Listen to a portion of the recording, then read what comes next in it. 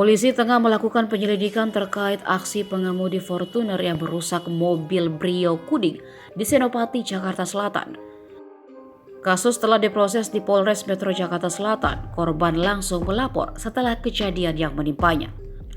Polda Metro Jaya imbau pada pengguna jalan raya untuk menghargai pengemudi lain di jalan.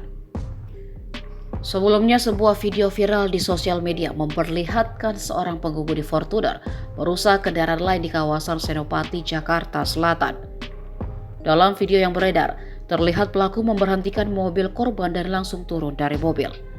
Pengemudi Fortuner lantas merusak kendaraan korban dengan membawa senjata airsoft gun. Tak puas merusak dengan menggunakan senjata, pengemudi Fortuner itu juga mengambil pedang dan langsung menebas samurai ke kaca depan mobil korban.